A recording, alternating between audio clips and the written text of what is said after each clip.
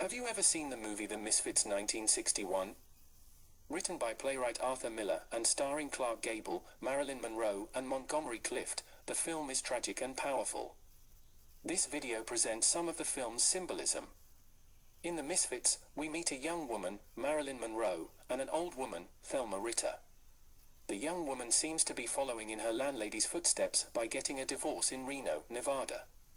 But the old woman peels away from the young woman's story, choosing to spend time with her ex-husband and his new wife when they all attend a rodeo. From this point onward, the story focuses on the young woman and her interactions with three men. The trinity of the three men, Clark Gable, Montgomery Clift, and Eli Wallach, appear to define Western masculinity. Gable is the traditionally masculine figure, hard-living, hard-drinking with a love for all women. He is a literal cowboy. Eli Wallach is the tragic masculine figure. Having lost his wife in childbirth, he is a pilot and Korean War veteran. He flies above the world and lives in an unfinished cabin. Montgomery Clift is the modern masculine figure, confused, wounded, broke, rejected by his biological parents and searching for his sister in his unconscious states. Various characters whisper to the young woman that the young man will forget her, in the morning, forever. Together, these three men all appear to be in love with the one woman, the young woman. As Monroe plays her, she appears innocently childlike one second and a harpy the next. Her moods fluctuate, she dances under trees. She is a sublime thing, a nurse, a helper, a sister, a daughter, a cowgirl, a dancer, an athlete, an object of beauty, an object of sex. She is expected to encapsulate everything. When we meet the traditional masculine figure's children, they are named for him and seemingly, the young woman. One is named Gaylord while the cowboy is named Gay by Miller, and the daughter is named Rose May. The young woman's name is Rosalind. Rosalind of course harks back to the Shakespearean character of the same name who also messed around with gender roles. The young man's name is Pierce, as if he is expected to pierce some veil or reach new heights. The old man, Gaylord, has the ruler name Lord in his name. The pilot's name is Guido, a seeming crack at the outsider status of many immigrants in the United States. These misfits decide to rope up some wild horses for money in the Nevada desert. The Federal Bureau of Land Management did permit people to round up wild horses decades ago, but now the federal government controls the rounding up and sends American wild horses to Mexico, Central and South America, Italy and France for meat.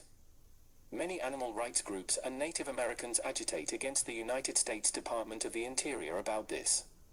Congress has to approve every wild horse roundup. In 1961, America still controlled the means of production of the horses, and would turn the wild horses into pet food, glue, furniture and other objects after picking and choosing certain individuals for breeding or breaking. Now, the horses are sent miles away from their wild American home to be consumed by foreigners. In 2021 in Wyoming there was the largest horse roundup in recorded U.S. interior history, with almost 5,000 horses rounded up. In the film, the cowboy finds 6 horses to round up. Just 6, 5 adults and a colt. 5 is the number of characters in the film: Thelma Ritter, Marilyn Monroe, Eli Wallach, Montgomery Clift and Clark Gable. Was the 6th number a reference to Monroe's unborn child or children? Only Arthur Miller could say for sure. Whether purposefully by director John Huston of the Huston acting family or not, Gable repeatedly refers to all the horses as Mustangs. Is this an observation, that a traditional masculine man assumes others will respond to situations like himself? In any event, the Korean War veteran flies high above the desert, corralling the horses into proximity of Gable and Clift. Both young man and old are capable of lassoing the horses. Monroe watches, agonized, in total pain at what she is witnessing with the wild horses. Her empathy and the empathy of women spread through the picture. The scene you have probably seen in pop culture is Monroe screaming in the white desert heat, calling the men monsters. And so it is, that eventual realization by all women that men are not like them, that men lack certain things women have and vice versa, and never the twain shall meet. The young woman screams out that she pities them, her attempt at control over these men, that these men have no emotional hold on her so she can oversee them with her pity. Does it work? It seems to work on the Gable traditionally masculine character as he lets the horses go, but he does so after the young man character lets them go. When the young woman offers to pay the old cowboy $200, it angers him. How can she reduce things to money? But money is what she has in this world, in this desert. The war veteran tells the young woman that he would release them if she would leave the cowboy for him. She rebuffs him and seems disgusted that men would compete in this toxic environment.